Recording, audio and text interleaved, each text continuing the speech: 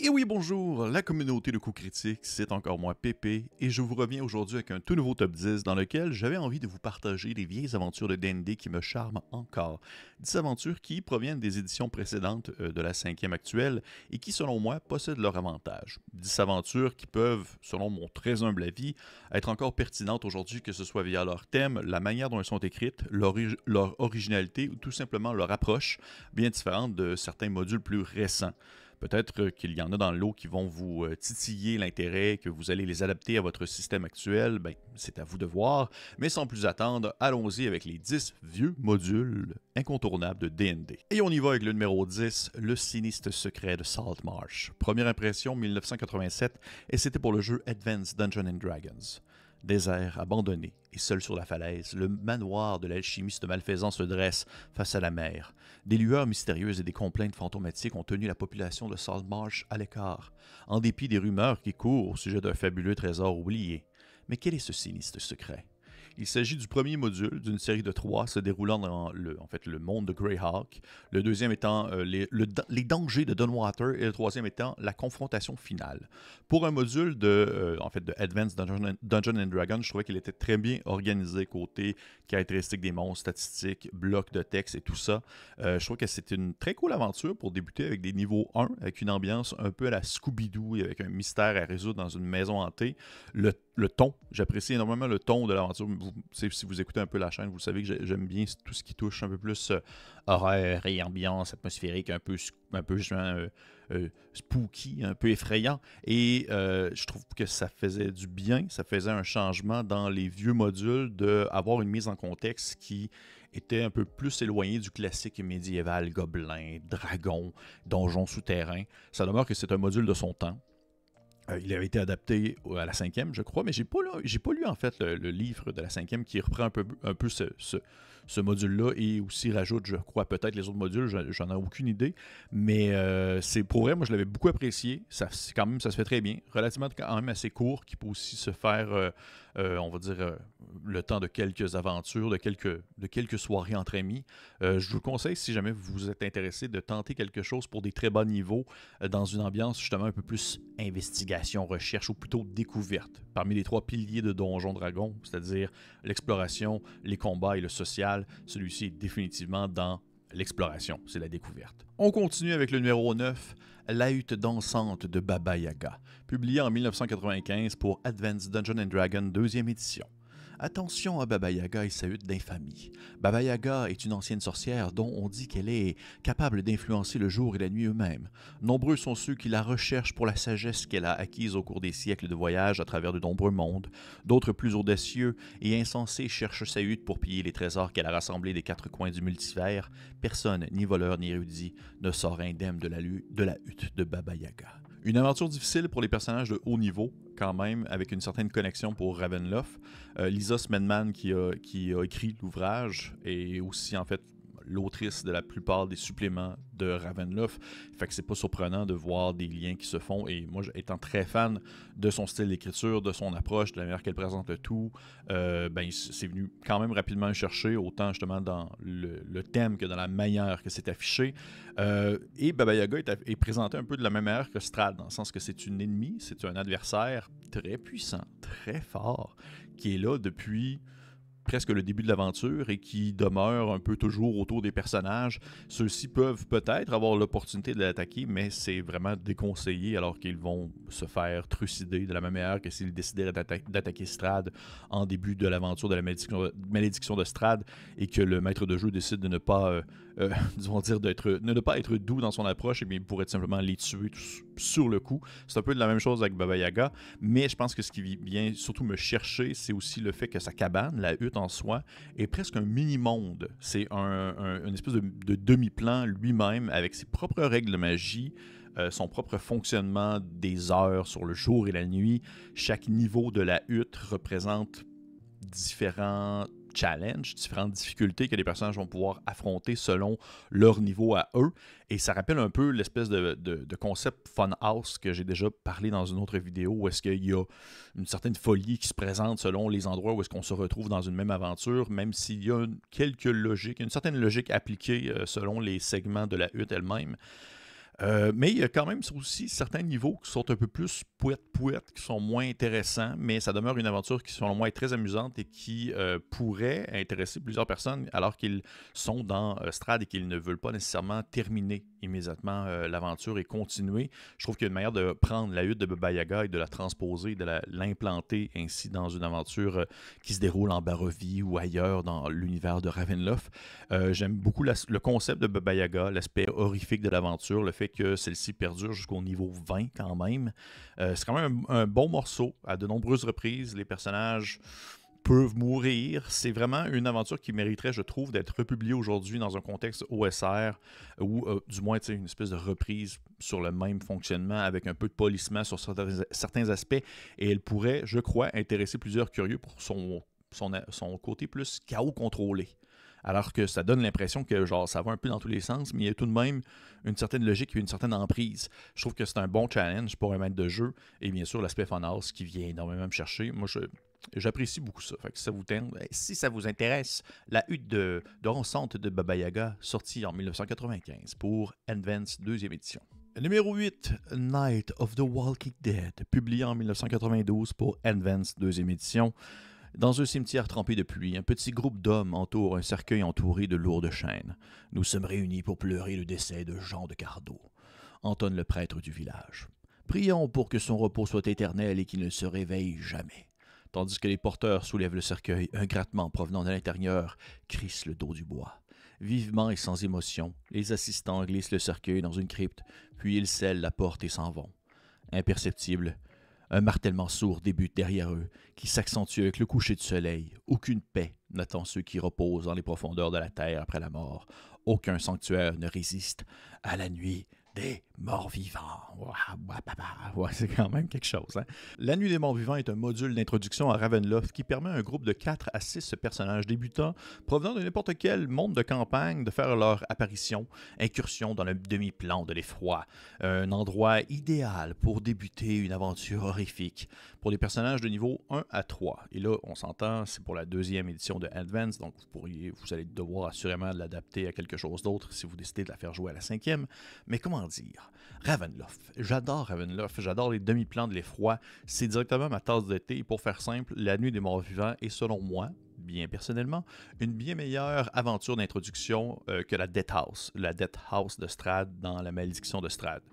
C'est une aventure qui est courte, qui peut se faire en deux soirées, qui introduit à Ravenloft sans pour autant introduire l'implication de Strahd, qui n'est pas nécessairement nécessaire d'être là depuis le début, même si c'est un grand méchant antagoniste super charmant et bien intimidant.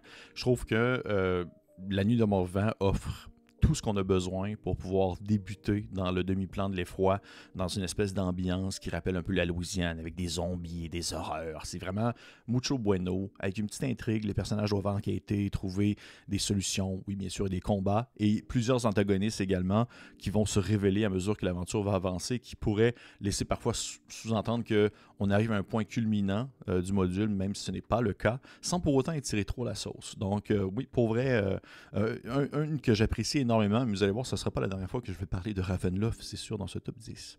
Numéro 7. Le temple oublié de Tarzidoun. Le temple, lieu secret et adoration de Tarzidoun, dieu de l'obscurité éternelle, a été construit dans un âge ancien.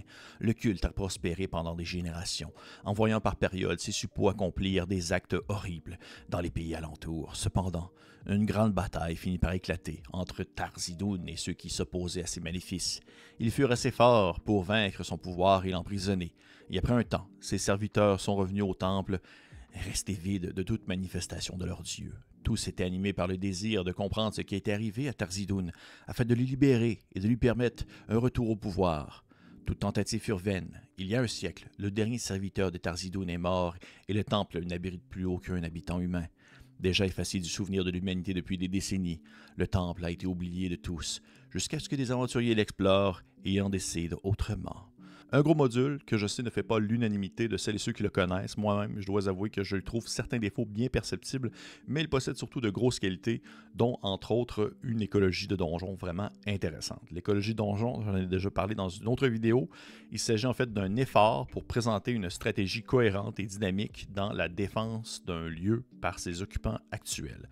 Et ce donjon-là, je pense que le Temple oublié de Tarzidoun a vraiment été mon introduction à ce concept-là. Et bien qu'aujourd'hui, il y a beaucoup de modules et de publications qui vont reprendre l'écologie de donjon et la peaufiner et la mettre encore meilleure, ça n'en demeure pas moins que j'ai trouvé ça vraiment pertinent à l'époque. Je trouve encore ça très pertinent aujourd'hui et que ça mériterait d'être connu.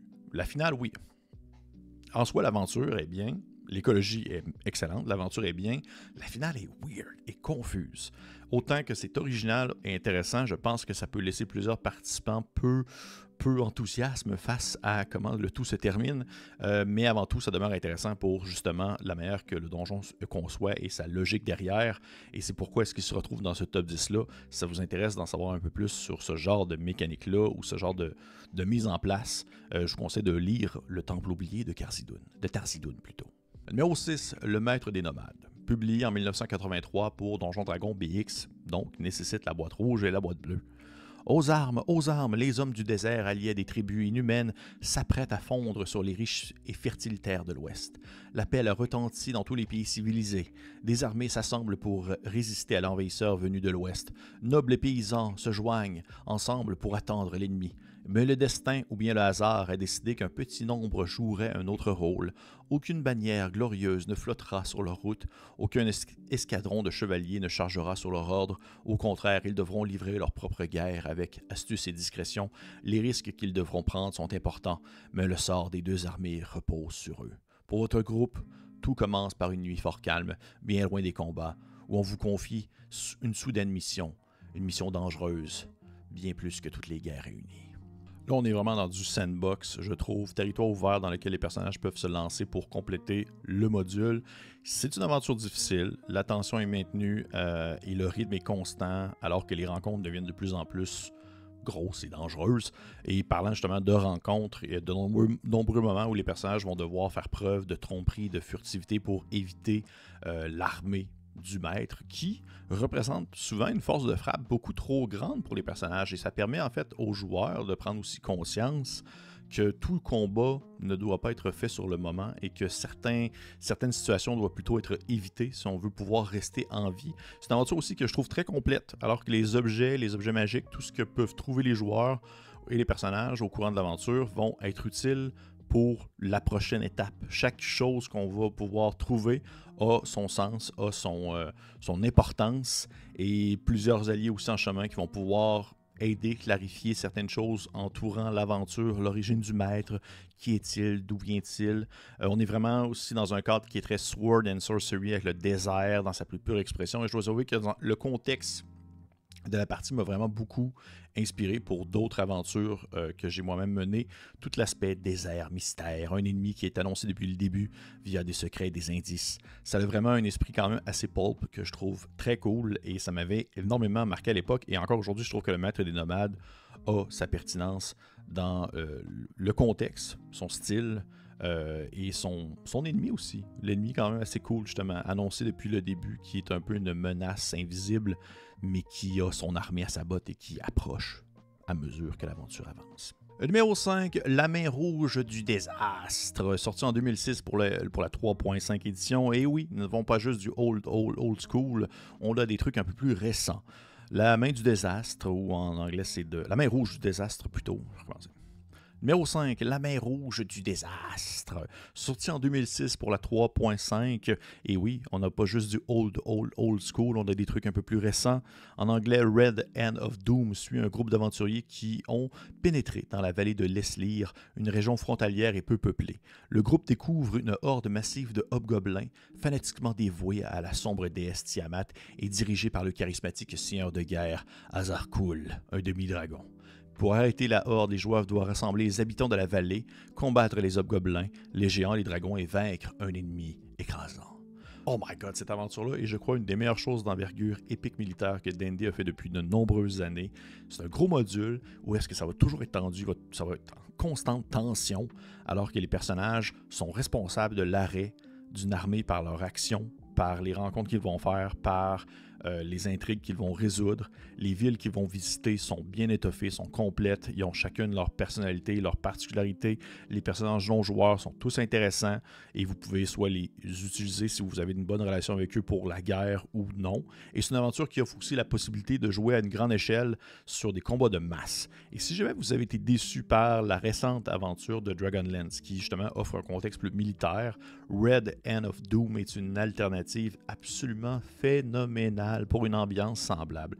C'est épique, c'est grande échelle, c'est pas quelque chose habituellement qui vient me chercher, sauf que c'est tellement bien fait dans ce contexte-là que ça m'a marqué et ça ne va pas plaire à tout le monde parce que justement c'est tout le temps sur la corde raide, c'est toujours tendu, il y a tout le temps quelque chose à faire, toujours quelque chose à faire plutôt, et vous pouvez pas vraiment prendre le temps de vous reposer dans une taverne et juste des histoires d'auberge et tout ça, puis avoir juste du plaisir comme ça. Donc il y a tout le temps quelque chose qui doit être fait pour justement se préparer à la guerre.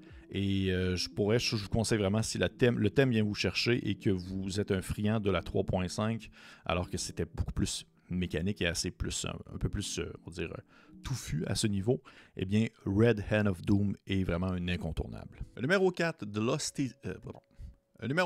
Lost City de Tom Mulvey, publié en 1982 pour le Basic Set. Après 2 jours sans eau, sous un terrible soleil, vous avez découvert des blocs de pierre et des pans de murailles émergeant des sables du désert. Et après une courte recherche, vous apercevez les restes d'une ancienne ville dont le centre est occupé par une imposante pyramide. Un silence oppressant règne sur les ruines. La ville, à l'abandon, ne recelait ni eau ni nourriture et ainsi, vous décidez d'escalader la pyramide. Vers la fin de votre ascension, vous remarquez ce qui pourrait être un passage secret. La Cité perdue semble de prime abord qu'être un gigantesque donjon, mais les aventuriers peuvent user de diplomatie avec les différentes factions et c'est selon moi une des plus grandes forces, sinon la plus grande force de ce module-là, l'intégration des factions et comment celles-ci peuvent s'interagir les unes avec les autres. C'est du dungeon crawl bien pur, comme on peut l'apprécier pour ceux qui aiment ça, mais avec lequel on peut interagir, avec lequel il va y avoir du social qui va être important. Et j'ai pas grand-chose à ajouter à ce sujet, dans le sens que la Cité perdue demeure un des modules de jeu de rôle les plus importants qui a existé, dans le sens que ça a placé des balises pour plein de choses par la suite, et de la manière que ça a été construit, de la manière que ça a été présenté, sinon que ça demeure une aventure qui est très sword and sorcery, combat à l'épée, dangerosité exotique, des monstres un peu Lovecraftiens, euclidiens, là, qui ont l'air de devenir des pires cauchemars. Bref, un lieu qui ne devrait pas exister et dont les joueurs peuvent découvrir les secrets, mais aussi surtout se créer des alliés, se créer des ennemis, interagir avec les différentes factions qui sont présentes. Et ça, c'est vraiment, vraiment, vraiment impressionnant à voir aller dans une aventure, dans un module que tu penses qu'être justement du déchirage de monstres, du dungeon crawl. Il y a un aspect relationnel qui est mis de l'avant et qui prend de l'importance à mesure que l'aventure avance et à mesure que les joueurs découvrent aussi les secrets qui se cachent à l'intérieur des murs de la Cité perdue. Et bien que, oui, je peux comprendre que certaines personnes, des meneurs de jeux plus récents qui n'ont pas nécessairement eu une affection pour les plus vieux modules, vont peut-être trouver qu'il y a certaines choses étranges dans la Cité perdue, surtout en ce qui concerne la présence de certaines créatures dans certaines zones où est-ce que tu te dis, pourquoi il y a un monstre là? Qu'est-ce qu'il fait?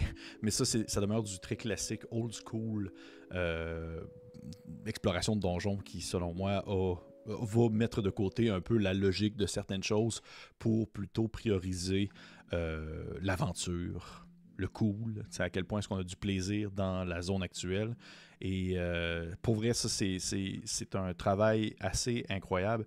Même si vous ne la jouez pas, je vous conseille de la lire juste pour voir justement comment est-ce que les factions ont été écrites et comment celles-ci s'intègrent dans l'histoire de la Cité perdue de Tom Mulvey.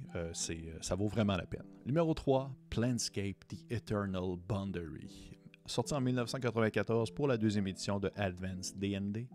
Bienvenue dans la cage, mon ami. Vous devriez faire attention à vos arrières dans ces guildes. Il semble que chaque coupe jarret ici a un moyen de tomber sur les petits nouveaux désemparés tels que vous. Vous ne faites pas exception à la règle. De plus, il se passe quelque chose à la ruche qui met les factions en émoi et vous allez peut-être être celui qui va devoir trouver une solution à ce problème. car l'air ici devient vicié dans la cage, et le sang va bientôt couler si personne ne met en lumière les différents mystères qui s'y trament. La frontière éternelle, comme on peut le traduire, est une aventure d'introduction pour Planescape, pour un groupe de 4 à 6 personnages du premier niveau au 5e niveau. Les joueurs et les personnages sont introduits à la ville de Sigil, la cage, comme certains aiment l'appeler, et à l'intérieur de ce carrefour des plans, un sinistre complot se trame, menant les héros dans les parties les plus dangereuses et les plus désespérées de la ville, le bidonville délabré connu sous le nom de la ruche.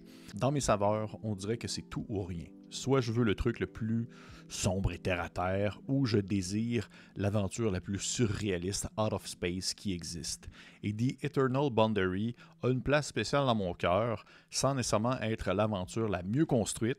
Je trouve qu'elle a des forces spécifiques à ce qu'elle propose, c'est-à-dire faire découvrir le monde de Planescape, qui est comme mon contexte de jeu de fantasy préféré. Et ça permet d'introduire justement les gens à cet univers-là avec un rythme d'une aventure, mais aussi un partage d'une mise en contexte bien dosée et originale. Dans le sens que c'est pas toujours facile de faire ce qu'on appelle, en anglais on va appeler ça du lore bomb, du lore bomb, c'est-à-dire lancer sur la tête des joueurs et des personnages une quantité incroyable d'informations sur un lieu, sur une zone, sur une section du monde dans lequel ils évoluent. Puis il y a même plusieurs personnages et joueurs qui vont un peu s'en foutre, ils trouvent pas ça tant intéressant, ou tout ce qui va aller au-delà de leur personnage immédiat, autour de leur personnage, eh bien c'est pas tant important. S'ils ne le voient pas, ça n'existe pas. Eux autres, ils sont un peu, veulent pas, les personnages de l'histoire. Et The Eternal Boundary a cette force-là de impliquer les personnages dans une aventure d'introduction, dans un nouvel univers qu'ils ne connaissent pas, et de fournir juste assez, au bon moment, les différents éléments que les personnages doivent assimiler pour bien comprendre la zone dans laquelle ils se trouvent. En plus de tout ça, de faire vivre une aventure qui met de l'avant le mystère et l'intrigue, qui est quand même super captivant. Pour vrai, c'est vraiment, vraiment bon. Bien que très étrange, je pense que ça peut refroidir certaines personnes qui sont plus vannées dans leur fantasy. Et fait que c'est pour ça. C'est un peu ça, en gros, The Eternal Boundary. Je ne considère pas que c'est nécessairement l'aventure la plus wow, incroyable! Mais elle a cette force-là de pouvoir introduire des concepts et des thèmes et des sujets et des noms plutôt obscurs et parfois compliqués, mais de bien le faire, ce qui fait en sorte que pour vrai, l'assimilation de l'univers de Planescape et de la ville de Sigil se fait numéro 1. Numéro 3, The Eternal Boundary. Numéro 2. City by the Silt Sea pour Advanced Dungeons & Dragons 2e édition, sorti en 1994 dans l'univers de Dark Sun. Quelque chose s'éveille sous la ruine de l'ancienne Gustenal, la cité de la mer de Limon. Nombreux sont ceux qui ont tenté de découvrir les secrets de ce lieu abandonné, de piller les trésors légendaires, et peu d'entre eux sont revenus de son étreinte ténébreuse. Se sont-ils heurtés des pillards sauvages dans les étendues désertiques? Se sont-ils égarés dans une soudaine tempête de sable pour s'enfoncer désespérément dans la vase mouvante et soufflante? Peut-être ont-ils entendu la voix psionique de l'invocateur des ténèbres et ont-ils succombé à son appel envoûtant? Ou bien autre chose, peut-être le maître des ruines, un être aussi vieux que le dragon et tout aussi terrifiant. Quand je dis d'un extrême à un autre, j'apprécie aussi également le contexte difficile, brutal, sauvage, un peu plus Conan-esque de Dark Sun, un monde désertique où les joueurs et les joueuses vont en baver.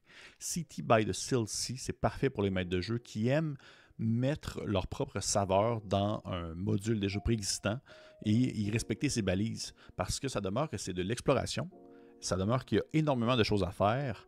C'est un bac à sable ouvert. Les personnages peuvent aller où ils veulent, peuvent rencontrer qui ils veulent, ils peuvent s'attarder aux petits détails, mais ils ne vont jamais pour autant trop se déloger de la trame principale. Et ça, pour moi, c'est tellement bien écrit dans ce sens-là, où on ne va pas vraiment avoir l'impression qu'on est en train de perdre les joueurs, qu'ils ne sont pas en train de s'éloigner, puis de « oh non, ils vont dans une direction qui va complètement on va dire les désarçonner de on va dire l'importance de la campagne. » Non, parce que tout est construit, autant pour les personnages non joueurs que les endroits qu'ils vont visiter qui sont incroyables. tout est construit pour pouvoir les stimuler à rester quand même sur la trame principale. Et en plus, on rajoute à ça un méchant qui est super charismatique, vraiment très bien développé. Et pour vrai, on a devant nous une campagne phénoménale que vous pouvez prendre et adapter vraiment comme vous voulez à votre propre setting au besoin, puisque c'est construit de manière à être très permissif pour le maître de jeu. Sincèrement, jetez un coup d'œil à ça, c'est vraiment, vraiment quelque chose. City by the Sea pour Dark Sun. Et mon numéro 1, qui va peut-être en surprendre plusieurs, il s'agit de Castle Forlorn pour la deuxième édition de Advanced D&D dans l'univers de Ravenloft, sorti en 1993. Le temps n'a pas de sens au château Forlorn, qui est longtemps resté caché dans l'ombre des tristement célèbres Barovia et Cartacas. Mais le plus petit des domaines de l'effroi est presque aussi vieux que Ravenloft lui-même. Cette terre est malade, un simulacre tordu de ce qu'elle était autrefois, et est peuplée de créatures du désespoir qui ont été attirées par le demi-plan de l'épouvante. Le château est plongé dans l'oubli, le donjon en ruine, et il glisse dans le temps, emportant ses explorateurs imprudents à travers les siècles, où il risque d'être abandonné au vent froid de l'éternité et aux fantômes du château.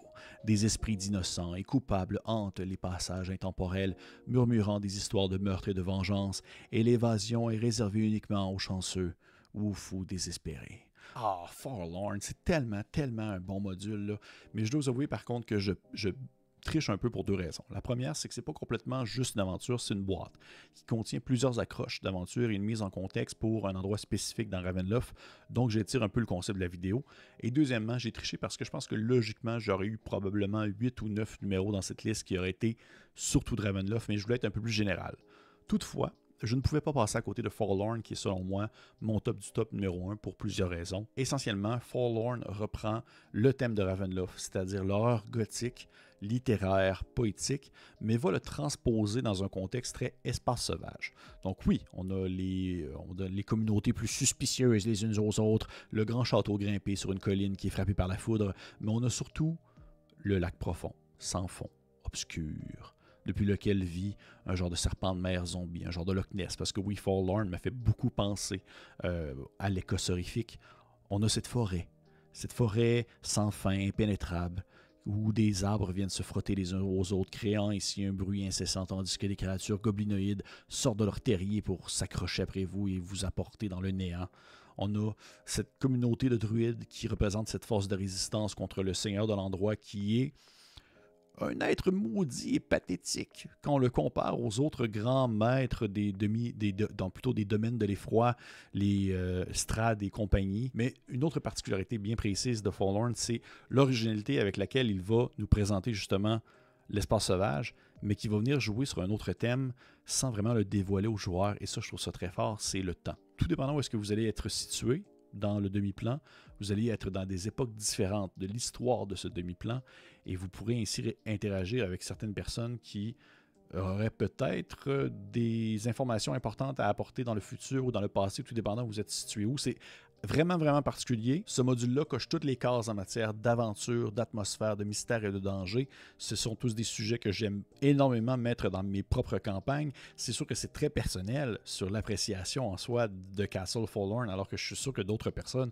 pourraient le trouver correct sans plus. Mais à mon sens, l'utilisation des thèmes d'horreur gothique à la saveur plus sauvage, combinée avec l'idée et l'utilisation des mécaniques du temps et du changement d'époque selon l'endroit où est-ce que les joueurs sont situés, c'est vraiment, je trouve que c'est vraiment bien construit. C'est super impressionnant, c'est super original et c'est ce qui explique en fait sa présence à mon numéro 1.